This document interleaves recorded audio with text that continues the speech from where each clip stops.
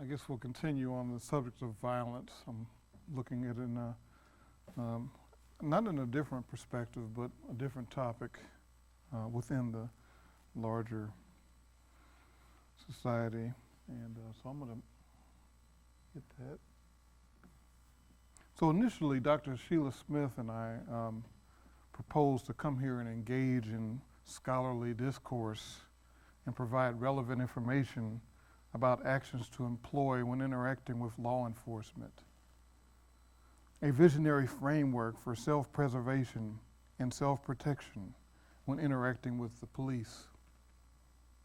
To know where you realistically fit into the framework between your rights and reality. But I've since, particularly after this week, grown tired and weary, and I've lost all interest in engaging in such discourse. I'm going to leave that up to someone else.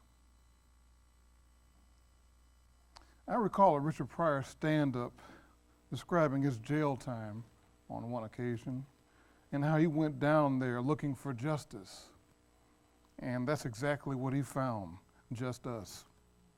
And the phenomenon of driving while black is not a perception, it's a reality. Regardless of how young you are, or how famous you are, or no matter where you are, or what you're doing. Just a few short weeks ago, a colleague of mine and I were driving in Texas in a Ball State University marked vehicle. We were picked from a crowd, pulled over, and asked to produce vehicle registration and proof of insurance. I was unable to produce either of those documents. All things considered, I'm lucky to be alive. For recent and ongoing events have convinced me, again, that such discourse is futile. Indeed, it is important to know your rights, but in so many cases, what difference does it make?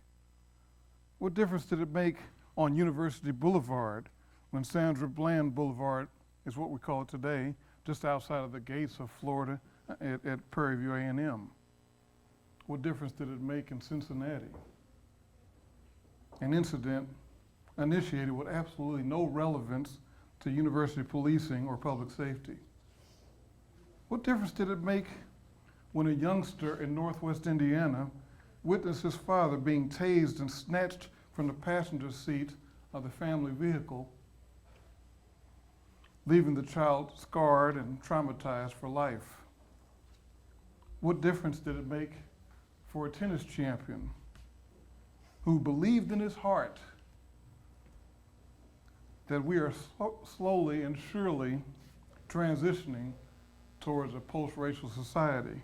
And even last week, he maintains reluctance to inject the social construction of race into focus of his new mission.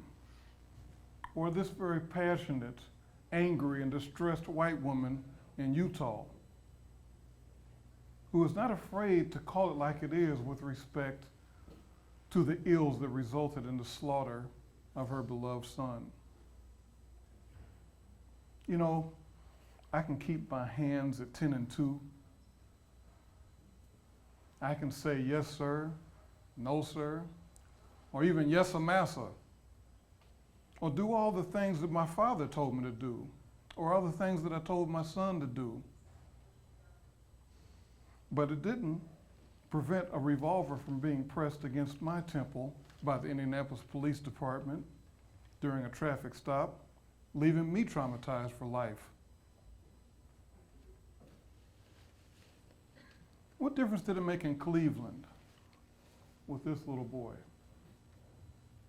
He didn't even come to a complete stop before he was on the ground. And we defended.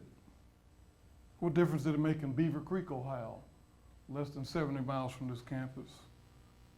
What difference did it make in Tulsa, Los Angeles?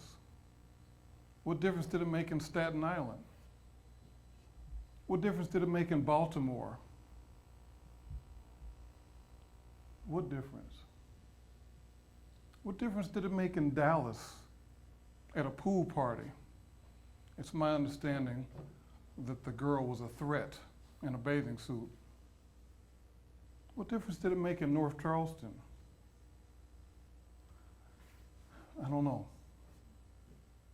You know, rapid advances in technology and accessibility to smartphones and other convenient and relatively affordable devices has raised awareness in transforming perception of policing in contemporary America.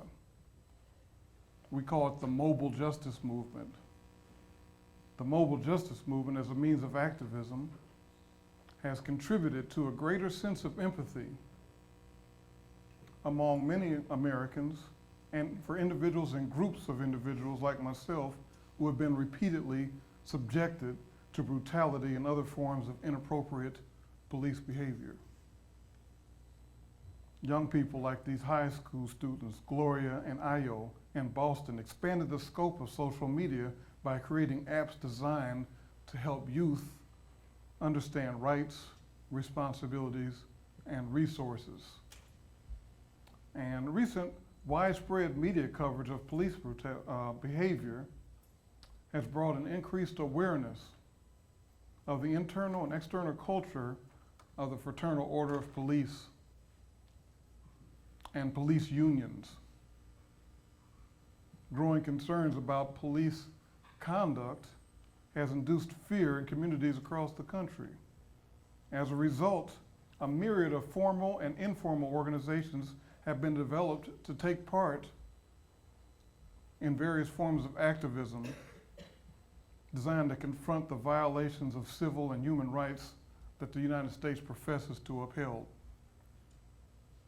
The entire planet is witnessing and watching the United States as it continues to grapple with internal struggles and militarization of police forces, domestic and municipal, while simultaneously citing exceptionalism as a basis for policing human rights violations in evil empires throughout the world.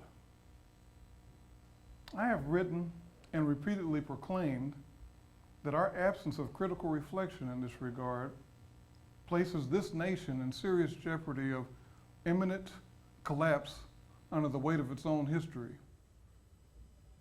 Unless we confront the ills that continue to contribute to the human rights violations, that will happen.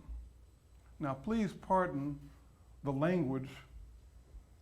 I find the images contained in what I just shared to be more disturbing, but nevertheless, I felt compelled to leave you with this from earlier this week. His crime was jaywalking to catch a school bus. Thank you.